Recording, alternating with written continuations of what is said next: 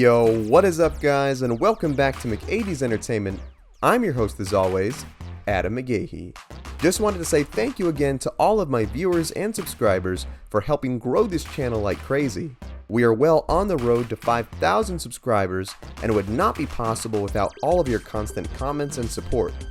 You all are the true heroes. In our last series of videos, we started covering the full Gory stories of the zombified Avengers from the infamous Marvel Zombie storyline. We started with Spider-Man and recently covered the tale of Zombie Hulk. I will have that linked in the title card and in the description below. In today's video, thanks to my awesome subscriber Sergio, we will be covering the entire bloody legend of everyone's favorite undead mutant, that being none other than Zombie Wolverine. Unlike Spider-Man and Hulk, who appeared in the Marvel Zombie episode of What If, Wolverine did not appear since Disney has yet to unveil him or the X-Men in the MCU. I'm praying that day comes soon though. After that extremely sad death in Logan, I need my boy back young, healthy, and chopping bubs up. Absolutely hyped for the new game though. That is gonna be sick. We'll be covering his full story, which spans across multiple dimensions. So grab your popcorn, sit back, relax, and enjoy the bloody tale of Zombie Wolverine. Who is he? Zombie Wolverine is one of the countless superheroes infected by a virus that turned him into a violent flesh-eating cannibal. He made his first appearance in the pages of Ultimate Fantastic Four number 22 back in 2005. He comes from Earth 2149, but his life prior to the infection was very similar to his main universe counterpart from Earth 616. Of course, all of that changed when an alternate version of the hero known as the Sentry came to Earth and infected dozens of Earth's mightiest heroes, turning them into unstoppable flesh-hungry savages. In the early days of the pandemic, Wolverine and his fellow X-Men battled an infected Alpha Flight at Professor X's school for higher learning. During the battle, the mutants were saved by their former rival Magneto, who was one of the greatest resistance fighters at the time. Knowing this threat was far greater than themselves, the mutants put their differences to rest and teamed up to combat the zombies in the streets of New York. Now whenever Magneto and the X-Men put stuff aside, you know it's going down. So dope. I love it. The epic team-ups would continue as Nick Fury then contacted the still human heroes and had them all gather aboard the S.H.I.E.L.D. helicarrier so they could strategize on how to put an end to things. The likes of Reed Richards and Tony Stark were tasked with finding a potential cure, while Wolverine was part of a ground team sent to combat the Horde and keep them at bay. It was during this mission that Logan was overwhelmed by a zombie Colonel America and Hawkeye, who simultaneously bit the mutant, infecting him with the virus. While normally his healing factor would prevent a disease like this from affecting him, it was sadly no match for the otherworldly power of the virus, thus transforming the warrior into a member of the Cannibal Legion. I can't say I necessarily agree with this, as Wolverine should be immune to just about every disease. But hey, it's honestly probably just me being a little selfish. I would have loved to have seen the guy be a long-term resistance fighter, just slicing up zombies and regenerating the chunks of flesh that bite out of them. Imagine a video game where you're just taking apart zombies as Wolverine. Now that would be awesome. Okay, fanfiction over. The now zombified Logan and his fellow cannibals then discovered that an uninfected Dr. Doom was harboring Latvarian refugees at his castle and had even constructed a portal to lead them to safety in another dimension. The hungry gang then stormed the castle to get access to these refugee sandwiches. Ash Williams, yes, the groovy man from the Evil Dead movies, was also here at this time and consulted the use of the evil book known as the Necronomicon. He used it to summon and resurrect the half-eaten corpses left behind by the zombies, turning them into an army of evil dead. The Deadite Legion then arrived at the castle and went to full-on zombie-on-zombie war with Wolverine and the others, only to be quickly sliced down by the hangry mutants. I mean, what do you think was going to happen? These zombies just have hands. Wolverine's a zombie with hands and claws. Zombie Wolverine for the win. As the Horde breaks into the castle, Ash and the refugees manage to escape as Doom destroys the portal. Before getting away, Ash threw the evil book at the zombies so it could be eaten, only for Wolverine to tell it they only eat flesh and proceeds to give it to the Hulk. Hulk then proclaims that since they do eat so much of that yummy meat, They do poop a lot, and can use its magical pages as toilet paper. I actually felt pretty bad for the Necronomicon here. Definitely scarred for life after this one. Upon Doom's destruction of the portal machine, Reed Richards infects him and repairs it. He is then able to use it to communicate with and trick a younger alternate version of himself from the Ultimate Universe to come to their world, thinking that they would be able to work on projects together. Instead of having a little dimensional study and chill date, the young Reed was terrified upon entering this dimension, seeing that had been ravaged by hordes of undead supers. He managed to escape the zombified Fantastic Four, where he is then saved by Magneto, who led him to safety with a small band of survivors in the subway tunnels of New York. Thinking that they were safely packed away from the gaze of the super cannibals, the group would soon be in danger as zombie Wolverine just happened to be out on patrol. He was able to use his heightened senses to smell the sweet taste of living flesh and led his band of fellow undead brothers right to the survivor camp. Magneto then uses his abilities to whack the horde with a subway train, where they proceed to escape. My boy, he just stays winning. With the aid of the other Ultimate Fantastic Four members, Magneto is able to hold off the zombies, where he then leads the remaining humans to the portal, who get away to the Ultimate Dimension with the Fantastic Four. He says his goodbyes and proceeds to blow the machine up, locking him in the Zombieverse, surrounded by Wolverine and a group of angered undead. This then sets off an intense chase between Magneto and the zombies, who were quite adamant in turning the Master of Magnetism into their latest snack. Despite being insanely exhausted, Magneto still proved he had plenty of fight left in him, as he managed to cut Colonel America's head in half with his own shield, decapitated Hawkeye, and even brought an entire building upon the Avengers. My dude is OP. Like I said, he stays winning. However, Magneto then gets a little too caught up in the moment and proceeds to gloat, but not before Zombie Wasp came in and bit out his throat. Oh no. I'm speaking in rhymes! Wasp then held the immobilized Magneto as Wolverine and the others swarmed in and completely devoured this former villain turned hero. RIP to one of the coolest X-Men characters ever. After their magnetic meal, Logan and the gang kick back, wondering where their next feast would come from. As all hope seemed lost, thinking that they had picked the world clean, Wolvie and the gang then witnessed the arrival of the Silver Surfer, who came to announce the arrival of his master Galactus, who intended to consume the entire planet.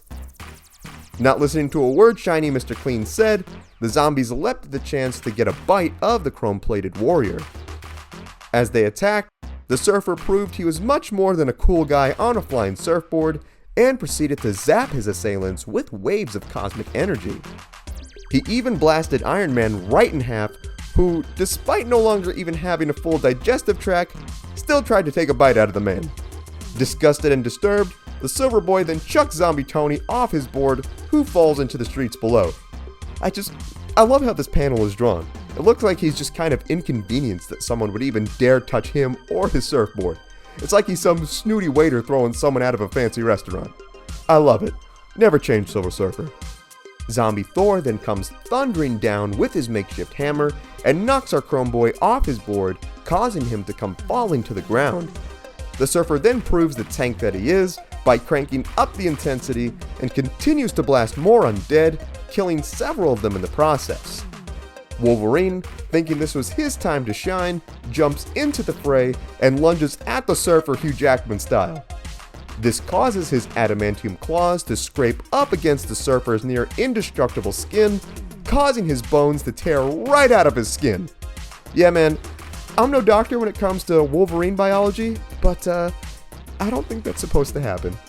Wolverine then reminisces over his lost healing factor, which was overpowered by the virus, and then proceeds to just pull the remaining bone and flesh from his wrecked arm, and just cuts the rest of it off. My man, giving even Deadpool a run for his money. He then comes across the remaining better half of Iron Man, who asks the mutant to toss him back into the fight so he can get another taste. The pair then do their best Aragorn and Gimli impression, as our boy Logan whips the undead billionaire back into the battle. That's true friendship right there. As the Surfer continues to defeat more of the Horde, none other than a zombified Hulk evens the playing field and joins the fight. He proceeds to grab the shiny man and bites his head clean off, causing all sorts of static electricity looking gore to just come pouring out. Wolverine and a handful of the boys then manage to claw their way, pun intended, to the surfer's chrome-plated corpse, where they then help themselves to a nice silver-wrapped dessert. Upon consuming the poor spaceman, the gang see that this was some pretty nutrient-dense food, where they discover they gained his incredible abilities, which allowed them to shoot cosmic blasts out of their hands. They then decide to become cosmic chefs as they fry the rest of their zombie compatriots with these new powers to see if it made them taste any better. But alas, they discover that no matter how much you cook a zombie, dead meat is still dead meat.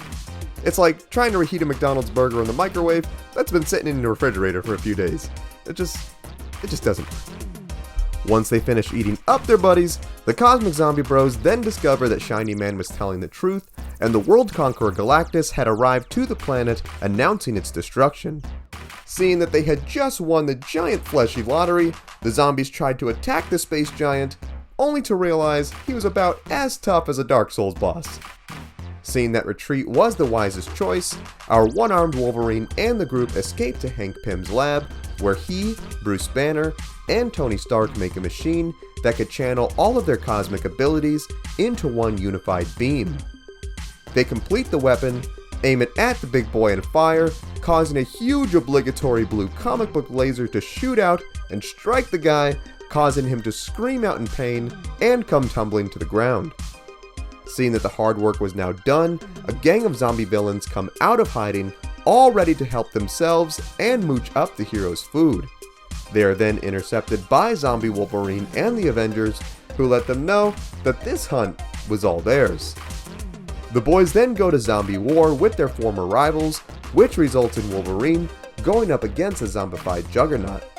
Despite being one of the most powerful mutants around, he was no match for a cosmic-fueled Logan who jammed his claws right into Juggernaut's mouth, activated his powers, and flicked the dude's giant head right off like it was a pimple. Fatality. Wolverine wins. Now in zombie rage mode, Cannibal Wolvie and his gang of merry flesh-eating men then proceed to kill the rest of the villains, including the likes of Sabretooth and Dr. Octopus. Galactus then proves he is not quite dead yet, as he gets up, swearing revenge on these hellish creatures for injuring him. Before he could finish his big villain monologue, Wolverine and the boys leap onto the World Conqueror, tearing him open, and commence to help themselves to an all-you-can-eat purple spandex man feast. Upon fully eating Galactus, Logan and the other zombies then level up their cosmic powers and become the next Galactus themselves, traveling planet to planet, completely consuming its citizens, all while in purple cosmic jumpsuits. So, beating Galactus is a lot like a much more messed up version of the Santa Claus. You kill the guy, but you get to become him and get his suit. Sounds like a good plan to me. Wolverine and his new galactic group then eventually find their way to the Skrull homeworld, where they slice, dice, and kebab their way through the Skrull citizens, completely devastating the planet. During their cannibalistic conquest, he and the other Avengers would do battle with a dimensionally displaced Black Panther and Fantastic Four. Panther and the heroes would escape, where Wolvie and his homies would proceed to devour the remaining planet inhabitants.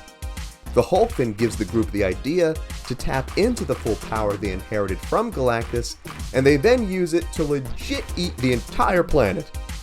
Man, if you thought Wolverine escaping his hot tub and tearing through the Weapon X scientist was scary, just imagine one who will straight up stab you, eat you, and then eat your planet. Yeah, you know what? I don't want to imagine that. I'm good. Logan and the Cosmic Cannibals then spend the next 40 years going through the cosmos, eating everything and everyone in sight until they reach the edge of the universe and realize that they had picked the entire galaxy nearly clean of life.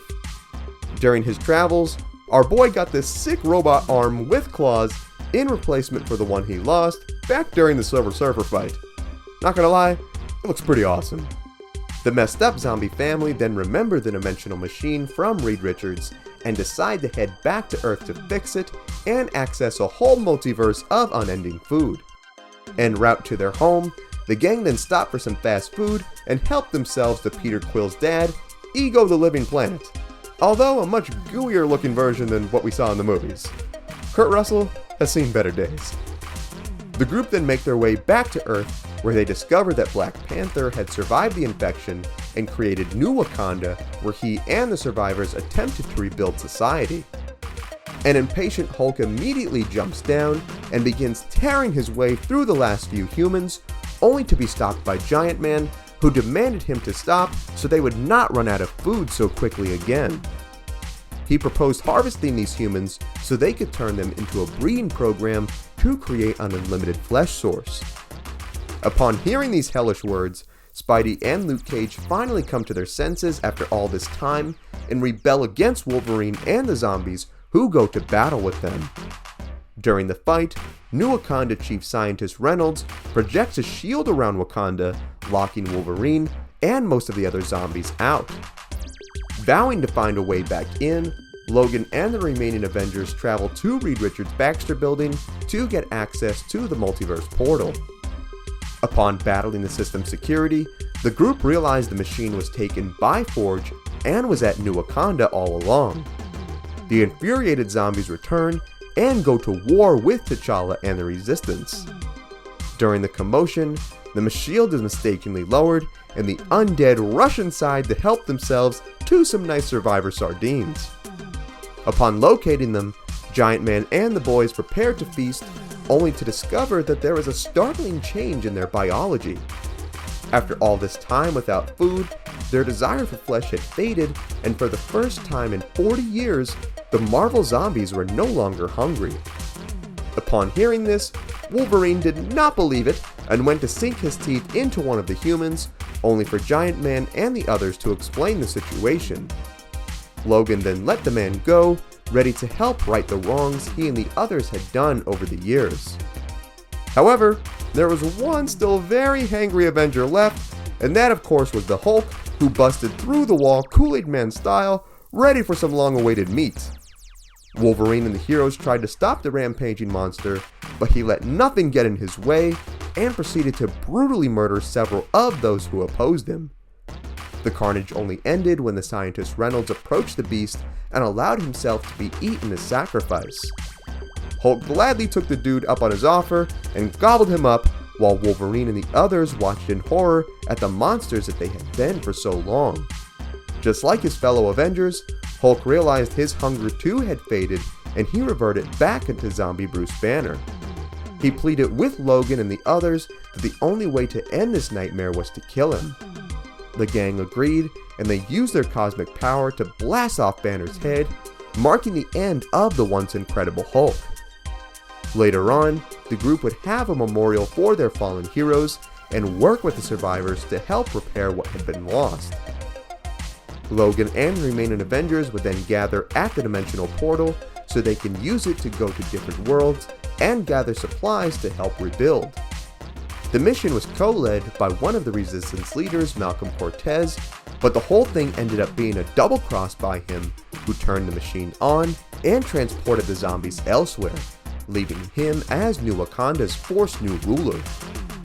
While this was the initial end to Zombie Wolverine's story, it would then be revived from the dead in the pages of Marvel Zombies Return. After being transported through the machine, Wolverine and the others would be separated into different parts of the dimension World Z, which was a world very similar to theirs before the infection broke out. Due to this dimensional travel, it altered Wolverine's cells, causing him to lose his cosmic power and made his hunger return, therefore spreading the infection to this world. This caused him to become mentally unstable and would then lurk in the shadows of Japan, eating the city's homeless so he would not attract attention to himself. As time went on, Wolverine became more confident and therefore decided to hunt out in the open, which caused him to track down the kitty pride of this earth, who was being hunted by the ninja crime group known as the Hand. Just when you thought things couldn't get any cooler in a zombie story, they throw ninjas in there. Ninjas make everything cooler. He would then brutally murder and eat the ninjas and set his eyes on Kitty, who was shocked and disturbed at what this Wolverine had become. Just before he could catch her, Zombie Spider-Man located Logan and slammed him into a wall and rescued Kitty, where he told her he was working on a vaccine that would cure the zombies of their hunger. In order to complete this vaccine, he would need a sample of this universe's uninfected Wolverine's blood. After the pair got away, Wolverine continued eating the corpses of the ninjas, much to the horror and disgust of Sunfire, who attacked Logan, sending him crashing into a nearby fight club. Zombie Logan then proceeds to kill several of the heroes in the club, including Sunfire, Iron Fist, Elektra, and even lops Shang-Chi's hand clean off. Nobody does that to my king. He is then intercepted by this world's Wolverine, who vows to put an end to this nightmarish, shambling, and rather stankin' alternate version of himself. The two Wolverines engage in a bloody battle, where they are then attacked by zombie versions of the hand that Undead Logan created. Just when ninjas in a zombie story couldn't get any cooler, they then turn them into zombie ninjas. Marvel Zombies Return, definitely checking all the boxes for me on this one. The pair tear the zombie ninjas apart and then proceed to engage in round 2 of their fight. Kitty Pryde and Spider-Man arrive to the scene, where Kitty assists by stabbing zombie Wolverine in the eye with a stake, where he is then literally cut to pieces by this world's Logan, marking the death of the original Zombieverse Wolverine. Spidey then gives Logan the whole story about what happened, which completely blows the man's mind, despite the undead encounter he just had like 5 minutes ago. He gives Spidey his blood sample, who then swings off, vowing to help save everyone. Things seem to be resolved at the moment, until it is revealed that this Wolverine was also infected at some point during the confrontation. Dude, you just need to go Walking Dead style and chop that thing off. We can't have another zombie Wolverine on our hands. Unfortunately, this Logan was infected and transformed into a zombie sometime after this. However, with the help of Spider-Man, he is able to resist his hunger and then teams up with the Wallcrawler, an alternate zombie Hulk, and Rhodey of this dimension, who is the new Iron Man, and they form the new Avengers. The group then goes to war with the other zombified heroes of this realm who wish to spread the virus across the universe. This battle even pit Wolverine up against a zombie version of the Sentry, who is basically Marvel's Superman. During the fight, he was able to gut Sentry's stomach open, causing tons of energy to come pouring out. This then does make me wonder if Wolverine could just maybe cut Superman if he wanted to. I'm sure I'll get attacked for this in the comments, but hey, I'm an agent of chaos. As the battle raged on, this new zombie Wolverine enacted Spider-Man's secret plan when he tossed a jar at the infected. Now, this was not just your everyday jar of dirt, it just so happened to contain none other than Flint Marko's Sandman. Prior to the fight, the new Avengers worked to modify Sandman's body, where they ladened it with special nanites created by Tony Stark that consumed necrotic tissue. Sandman then flooded the area with his body, which resulted in the deaths of all the zombies there, this world's Wolverine included. R.I.P. to Zombie Wolverine number 2. And that is the full story of both zombie Wolverines from the Marvel Zombies timeline. I am a huge fan of the Marvel Zombies comics and the zombie Wolverine character, but as mentioned before, it would have been cool if his healing factor made him immune to the virus and kept him as a long-term resistance fighter. Regardless though, I love this story and hope to see it continued in some fashion, whether that be in animation or comics. Now, what I would love more than anything else though, is to hear what you think. Did you know this about Zombie Wolverine? Is there something I missed? What Marvel zombie is your favorite? Sound off in the comments.